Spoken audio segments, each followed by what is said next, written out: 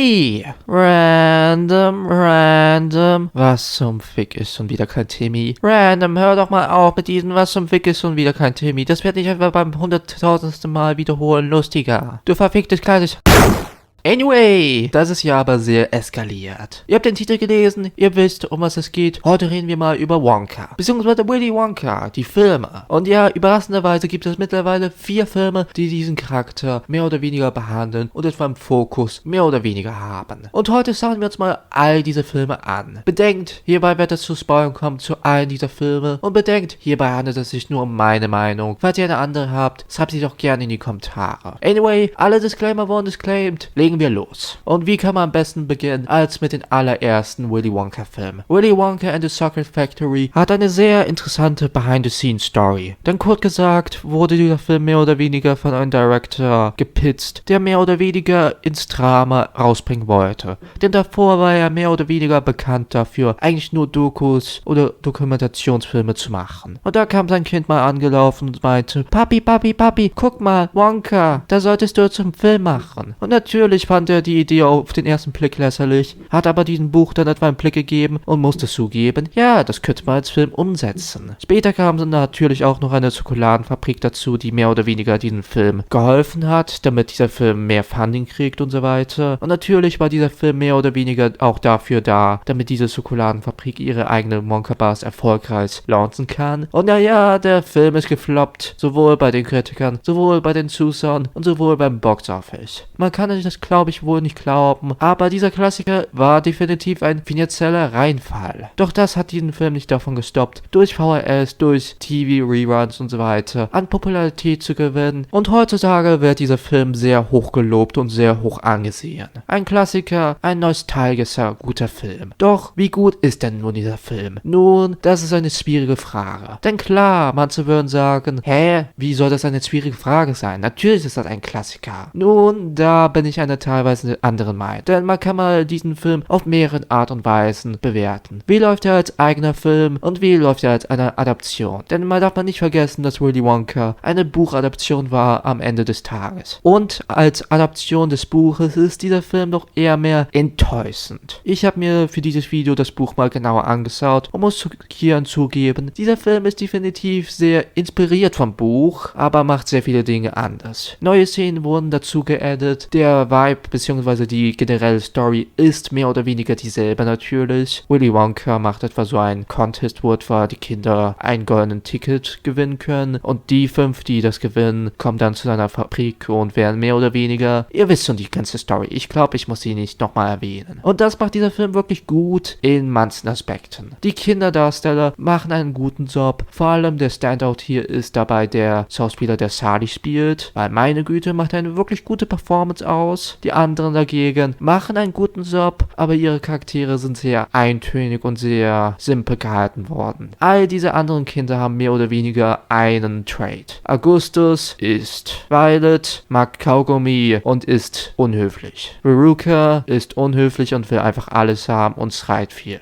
Das sind mehr oder weniger die Traits dieser Kinder und sie bleiben auch nur bei diesem Service-Level. Natürlich, für die Story passt das, aber da ist doch der Approach, der später mit dem Remake getroffen worden ist, deutlich interessanter und deutlich spaßiger anzusehen. Das heißt aber nicht, dass dieser Film schlecht ist, ganz im Gegenteil. Der Film hat definitiv viele gute Aspekte. Zum einen sind die Satire-Szenen, wo man etwa sieht, wie die ganze Welt verrückt geht wegen den goldenen Tickets, fantastisch gemacht worden. Auch wenn die etwa ein bisschen mit den Tonklassen, machen die wirklich viel Spaß. Zum anderen die Music Lines bzw. Scenes, fantastisch. The Candyman Can, Banger. In a World of Imagination, wundervoll. Und natürlich darf man nicht die eine zentrale Sache vergessen über diesen Film, die diesen Film zum Kultklassiker gemacht hat. 2 Wörter, Gene Wilder. Gene Wilder macht eine wirklich fantastische Performance als Willy Wonka aus. Sein Willy Wonka ist whimsical, sein Willy Wonka hat aber auch so einen tryen, sehr interessanten und spaßigen, sarkastischen Sinn. Denn wenn die Kinder mehr oder weniger kurz davor stehen, an die Glocke zu hängen, reagiert er einfach nur so, ja, Hilfe.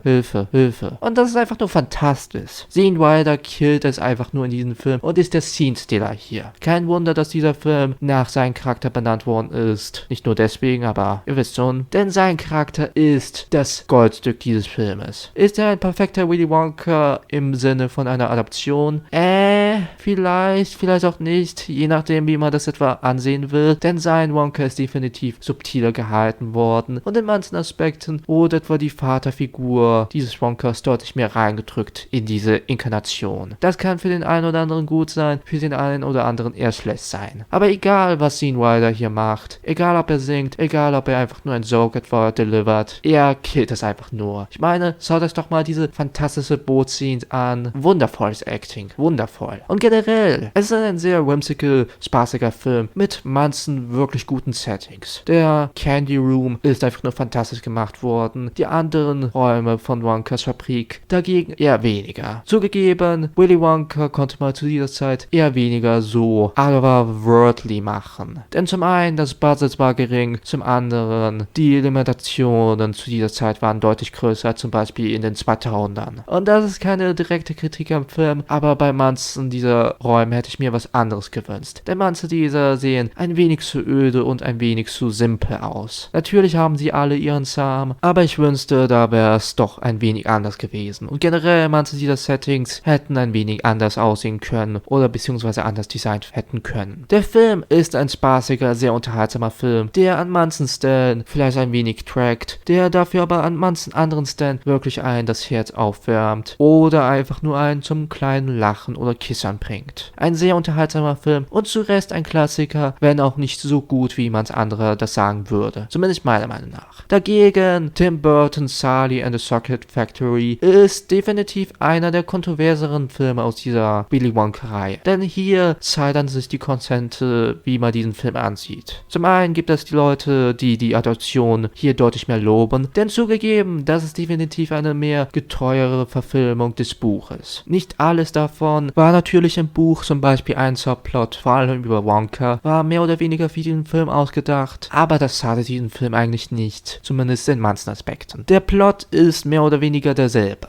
Ich glaube, ich muss ihn nicht repeaten, wir alle kennen ihn sowieso. Die Umsetzung dabei ist deutlich anders, denn dieser Film fühlt sich vor allem von den Settings her an, mehr wie eine Otherworld. Und das, meiner Meinung nach, sollte auch Willy Wonka sich anführen. Vor allem die Schokoladenfabrik sollte definitiv so einen anderen Style haben. Ich bin zwar ein Kritiker von Burton's Style, aber ich muss zugeben, die Fabrik, die Burton hier gezaubert hat, durch praktische Effekte und CGI, hat definitiv so einen düsteren Unterton, aber auch irgendwas Whimsical-haftiges, was es wirklich sehr setze hier einfach nur. Und generell, wie der Film aussieht, ist eigentlich relativ solide. Natürlich nutzt Burton seinen ikonischen Style hier sehr, sehr krass, aber irgendwie passt das wirklich auch zu dieser Welt und zu dieser Story über Willy Wonka. Es ist eine teilweise sehr makabere Story, also ist es kein Wunder, dass die Oompa Loompas hier schon sehr, sehr theatrical, bombastische Performance abgeben, wenn die Kinder mehr oder weniger sanken. Und das macht wirklich viel Spaß. Denn eine Sache muss man zugeben, Burton hat definitiv die Oompa Loompas deutlich mehr verbessert, finde ich. Natürlich, die Originalen sind ikonisch, aber seien wir mal ehrlich, die machen fast gar nichts und singen eigentlich nur denselben Song, der zwar nicht schlecht ist, aber meistens einfach nur er ist. Die Oompa Loompa Songs hierbei sind deutlich mehr buchgetreu und deutlich mehr interessanter gestaltet. Ich meine, viele dieser Songs passen sich auch wirklich gut zu den Charaktereigenschaften bzw. der Personality der Kinder an. Zumindest wenn es um etwa die Art und Weise geht, wie die gesungen werden oder wie das Genre sich etwa absiftet. Speaking of which, die Kinder sind deutlich besser hier gestaltet worden. Leider ist Charlie hier ein Blindspot, da er deutlich mehr ein Insert-Me-Charakter hier ist, statt wirklich ein Charakter als solches, wie zum Beispiel im früheren 70s-Film. Die anderen Charaktere sind dabei aber deutlich besser charakterisiert worden. Wir kriegen deutlich mehr von den Eltern zu sehen und kriegen deutlich mehr eine Dynamik zu sehen, die ich wirklich sehr schätze. Und dabei sind die Charaktere auch deutlich weniger flat als im Original. Denn zugegeben, so sehr man das Original mag und ich persönlich bevorzuge das Original, Spoiler-Alarm, über das Remake muss ich aber zugeben, dass die Kinder deutlich besser hier charakterisiert worden sind. Die Child Actors haben schon im Original eine solide Arbeit gegeben, aber besonders hier seien sie wirklich hier. Vor allem der Charakter von Mike TV wurde deutlich besser charakterisiert und ist nicht nur buchgetreu, sondern auch ein deutlich interessanter Charakter mit mehr Nuancen. Und das kann man generell über den Film sagen. Während der 70s-Film ikonisch ist und wirklich viel Spaß macht, gibt uns dieser Film ein deutlich mehr Deep Dive in die Psyche von Willy Wonka. Und damit kommen wir zum Sideplot mit seinem Vater. Ich bin gemixter Meinung. Natürlich ist es immer schön, Christopher Lee irgendwo in einem Film zu sehen, denn Christopher Lee ist einfach nur ein Banger eines Schauspielers. Aber ich weiß auch nicht, irgendwie bin ich etwa gemixter Meinung. Es ist natürlich nett zu sehen, dass man etwa Wonka einen Grund gibt, warum er so obsessed ist mit Candy. Aber auf der anderen Seite ist Willy Wonka hier in diesem Film sehr seltsam charakterisiert worden und gespielt worden. Johnny Depp gibt logischerweise eine sehr andere Performance ab als Gene Wilder's. Hierbei wollte Burton definitiv sein Cake eaten und wollte mehr oder weniger uns einen sehr cartoony, silly, zany Wonka geben. Aber auf der anderen Seite wollte er auch den Charakter von Wonka deconstructen und etwa einen genaueren Look dazu geben, wie er überhaupt zu diesem Candy-Macher geworden ist, warum er Charlie etwa die Fabrik geben will und wie er zur Familie als solches steht. Ein deutlich mehr nuanceden Take, aber der fällt einfach nur flat, da man sich irgendwie nicht so zeigen kann, auf was man eher mal sich fokussiert. Damit möchte ich nicht sagen, dass Johnny Depp eine schlechte Performance hier abgegeben hat. Ganz im Gegenteil, seine Performance ist relativ solide. Eine sehr interessante Idee und generell, der Film hat sehr viele interessante Ideen. Manche dieser sind wirklich gut umgesetzt, andere eher weniger. Ein Film, der definitiv, anders als viele andere Remakes, einen anderen Take geben wollte und einen deutlich buchgetreueren Take geben wollte damit, aber teilweise auch irgendwie nicht so verstehen wollte, was er genau sein will. Das hat leider nicht geklappt, aber an sich kann ich definitiv verstehen, warum Leute diesen Film lieben. Es gibt viel an diesem Film zu lieben,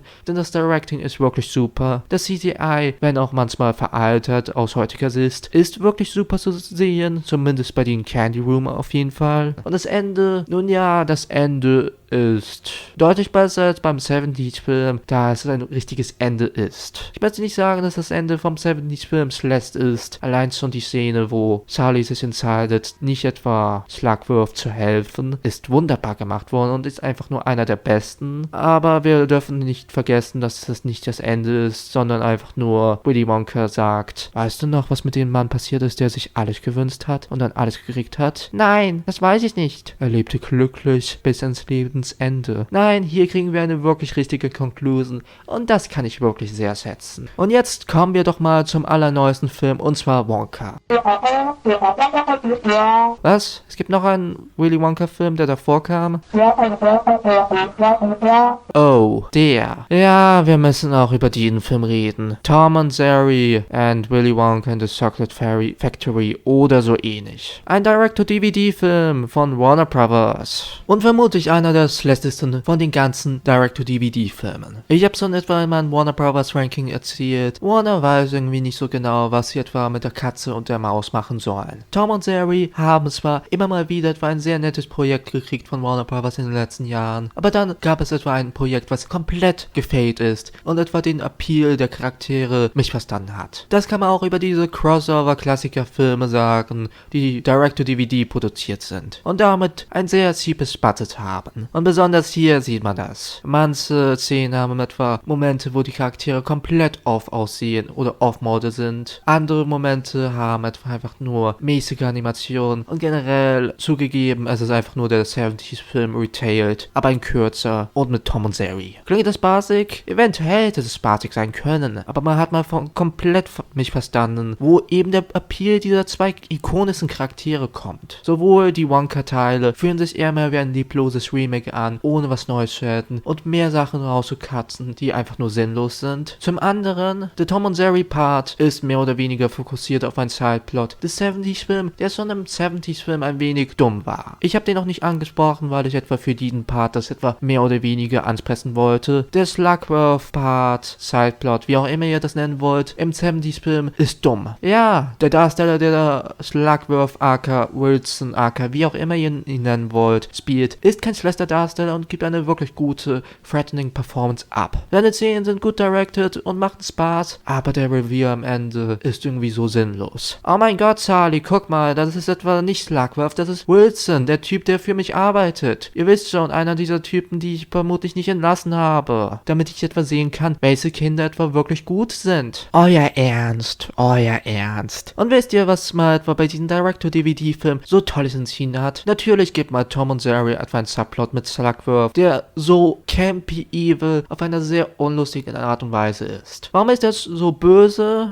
obwohl er mehr oder weniger im Originalfilm einfach nur threatening stand und gesagt hat, gib mir Candy von diesem Wonka und ich gebe dir Geld. Ich weiß auch nicht, weil mal irgendwer etwa einen Subplot brauchte für Tom und Jerry, damit sie rein können. Damit man das irgendwie dramatisch aufbauen kann. Da ist das Reveal am Ende bei diesem Film, der by the way auch noch passiert, so beschissen dumm. Ich konnte meinen Augen nicht trauen und ich hab wirklich einfach nur gelacht. Wie kann man sowas verkacken? Ich möchte nicht zu harsch klingen, denn sicherlich haben das Team hinter diesem Film ihr Bestes gegeben. Zumindest die Animatoren haben ein paar sehr nette Szenen machen können aus diesem kleinen und finnen Budget. Aber wer auch immer diesen Film geschrieben hat, hat weder Willy Wonka verstanden, noch Tom und Jerry. Wie kommt man überhaupt auf diese Idee, so einen Crossover-Film zu machen? Why? Why? Aber kommen wir doch mal zu Wonka. Wonka ist der allerneueste Film. Wonka erzählt, wie gesagt, die Origin-Story von Willy Wonka, hier gespielt von Timothée Chalamet. Und dieser gibt eine wirklich interessante Performance ab. Würde ich sagen, es ist einer der besten Wonka-Performances. Nun ja, wir haben 3 und es ist definitiv eine sehr closere One. Denn anders als Johnny Depp muss ich zugeben, dass er etwa die Traits von beiden Wonkas, also Sean White und Depp, wirklich gut balancen kann. Er kann manchmal ein bisschen düsterer sein, aber größtenteils ist er wirklich etwa dieser whimsical Chocolatier. Und das mag ich wirklich sehr. Generell, wenn man etwa auf den Subtext von der originalen Story schaut, ist Wonka, ähnlich wie der Wilder-Film, nicht so gut. Klar, versteht mich nicht falsch, man kann mal das wie gesagt auf vielen anderen Aspekten schauen, aber so vom Subtext her verfehlt Wonka es ein wenig.